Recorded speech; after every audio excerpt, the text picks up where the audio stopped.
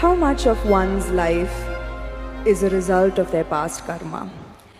Are the injustices and unfairnesses that one faces in one's life a result of their past karma? If so, do you accept these injustices and find solace in the fact that, okay, the karma is being cleared, even though it might seem detrimental to our lives in so many ways? Samantha, you're old enough for this. I'm not saying you're old, I said you're old enough. Do you still expect the world to be fair to you? That's why I'm asking this question. Can I blame it on my past karma is what I'm asking. I want the world to be fair to me is a schoolgirl question. By now you should know the world is not fair. It will not be fair to you. But if you dig deep into yourself and have a taste of life, not a taste of your thought and emotion, the taste of life that you are, then you will see life is not just fair, it's just fantastic. So, do you want fair life or fantastic life? You must decide. I've noticed this, that beyond the material ego, there is now suddenly a widespread… Who's this ego guy, your friend? Is all around me. And in my industry, the heights of it. So beyond the material ego, I've noticed there's now widespread spiritual ego. I've come across a lot of people who are now on a spiritual path, not you, Sadhguru, who consider themselves superior to people who are not on a spiritual path. How would you advise such people to ensure that they don't fall a prey to this new spiritual ego? First we'll address this ego guy, okay? If you show me where it is, I'll fix it right now. I wish I knew where it was, it just keeps coming suddenly. So, you don't know where it is. The thing is just this, say at certain moments, as a person, as a woman, you are a beautiful person, wonderful person, I mean. I'm sorry, I didn't say only at certain times you're beautiful, you're always beautiful, but certain times you're wonderful, all right? Certain moments maybe you're nasty, possible. So whenever you're nasty, you say, it's my ego. Why don't you say, it's me, I'm sometimes wonderful, sometimes nasty. If you see this, naturally nastiness will go down. But if you say, whenever you're nasty, Mr. Ego does this, and you don't know where he is, you don't know his address or ID, nor do you know his phone number, so how do you fix this guy? So everybody has this going in their life, because this is spiritual jargon without being spiritual is all over the place, particularly in India. Because we have, 15, 20,000 years of spiritual history, so we know all the words. We know what Atma, Paramatma, this one, that one, Ahankara, everything we know, words only. Words only, noted. So we can just throw words like this and confuse the Western population quite a bit. Because if you come here, they'll say Mukti, Shakti, this one, that one, all kinds of things.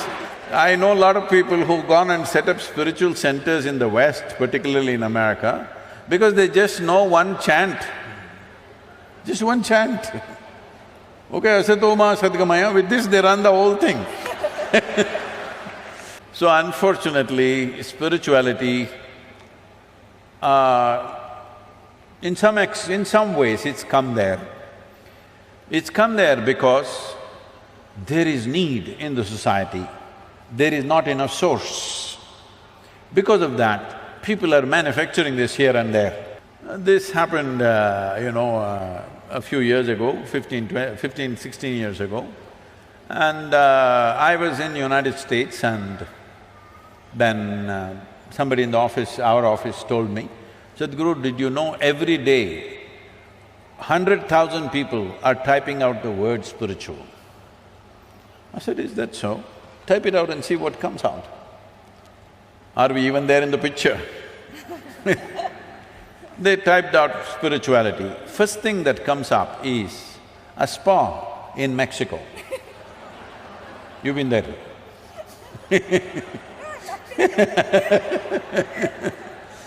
And the next thing that comes out is a call girl in Northern California. She has learned all that SEO.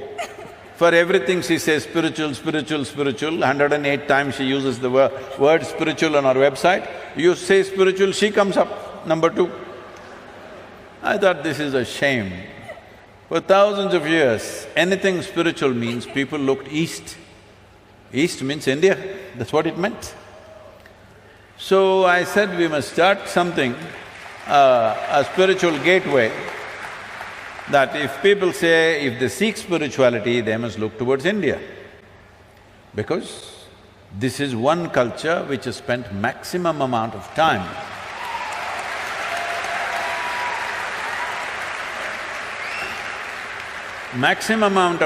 exploring human consciousness and the mechanics of what a human being is, how this functions on the surface and its very core. How does this function? What can we do about it? This has been explored. I'm not saying this out of my Indian origin, I'm saying this after looking at the world closely, that nowhere else has it been looked at like this. So, I said, we must start a spiritual gateway, India, the spiritual gateway. I must tell you this, till about 15 years ago, I had not met a single guru in this country. I just did not meet, I was just busy doing my own work. I never thought I had to go and look for somebody, I had never been to any other ashram anywhere. And then I thought, okay, let me make an attempt, then I started making phone calls. They all received my call pretty well, and then I started visiting some people and started putting together. We had one meeting with 125 gurus. We made this thing that nobody talks about their philosophy. You keep your philosophy, this is just a meeting. This is just about how to enhance your ashram or your yoga center, whatever you have, how to enhance the quality. We will teach you management, we will teach you branding, we will teach you how to make a website, we will teach you how to present yourself to international community. Your philosophy, we don't touch, you don't touch mine, I don't touch yours. You do your own thing. Because that is the beauty of this culture, that it can exist in hundreds of forms, thousands of forms, and it's okay with us. So when I went about doing this, well, I met many wonderful people, but at the same time, at least 60 to 65%, it hurts me to say this, I found that if I walk into an airport or a golf course, I meet better men than in the so-called spiritual centers. Because it's full of jargon, no heart, no depth, no profoundness, simply one chant, one nonsense, one philosophy that they read somewhere. It's going on like this. This needs to change. So to bring this profoundness to people, as people get closer to me, I get harder and harder and harder. Those who are very close to me, I am bloody cruel. Yes, because just to bring integrity into spirituality is so hard. Because the moment they get spiritual, little, like you said, you're calling it spiritual ego, I call it spiritual airs. They get spiritual airs, air bubbles get in their head.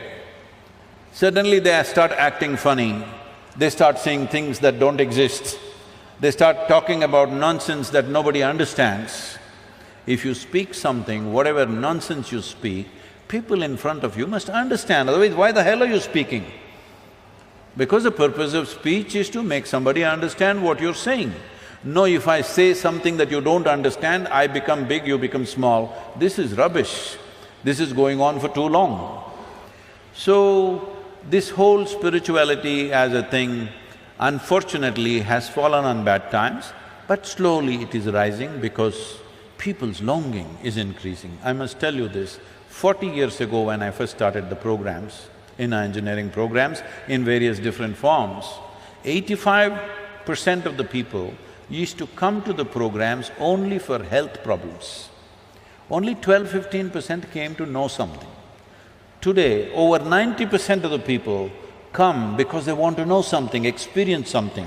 Only 8 to 10%.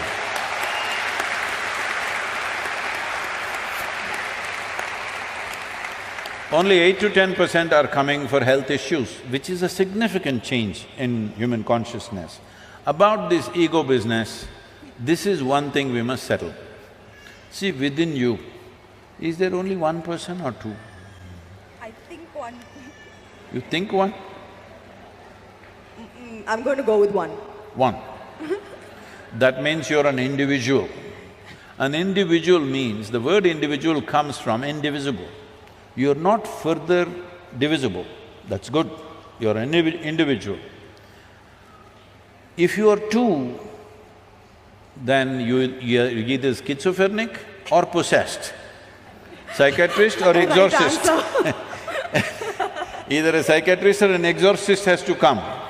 So this is very important, everybody settle this, that don't talk about Atma, Paramatma, ego, this one, that one. You are an individual. What kind are you? Are you a wonderful one or a nasty one? Fix the damn thing.